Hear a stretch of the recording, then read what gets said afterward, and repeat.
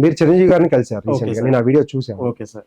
మీరు మీ భార్య గారు పెరాలసిస్ అయినట్టయితే నేను వీడియో చూశాను. Okay sir. అసలు ఆమెకి ఏమైంది అంటే ఎప్పుడు పెరాలసిస్ లోనే ఉంటారా? ఎన్ని రోజుల నుంచి ఆమె అలా ఉన్నారు ఆ okay position? Sir. Thank you sir. అది పెరాలసిస్ కాదు సార్, దానికి మస్కులర్ డిస్ట్రఫీ ఆ డిసీజ్ పేరు. సో రీసెంట్ గా సమంత గారు మయోసైటిస్ అని అవును. ఉన్నారు కదా, అవును. వన్ టైప్ ఆఫ్ ఆ అమ్మాయి కాళ్ళు చేతులు ఏం పని చేయవు సార్. 20 years నుంచి మంచంలోనే ఉంటుంది. 20 years? 20 years. ఆహా. 20 years. 20 years నుంచి నేను తనకు ఒకే మాట చెప్పాను సార్. 20 years క్రితం బెంగళూరు నిమ్హాన్స్కి వెళ్ళాం. అంటే అప్పుడు పడుతాం, జస్ట్ అటు పడేది, నడిచేది అప్పుడు బాగానే పడేది, ఏంది అని బెంగళూరు నిమ్హాన్స్కి వెళ్ళాం.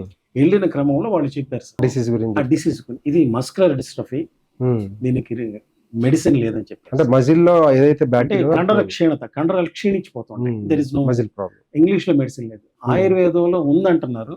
ట్రై చేసాం కానీ మాకు కాంటాక్ట్స్ దొరకట్లేదు. దొరకటం కేరళలో ఉందని అది చూస్తున్నాం.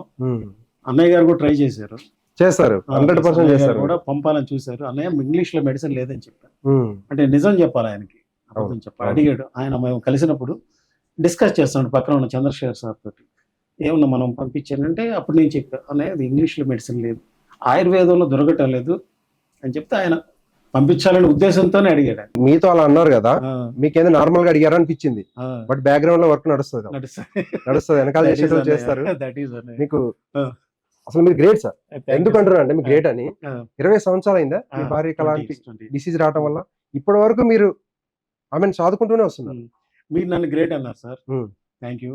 కానీ నేను గ్రేట్ సార్, నా ఒంట్లో ఉన్న నా అన్నయ్య వల్ల నేను చూస్తున్నాను.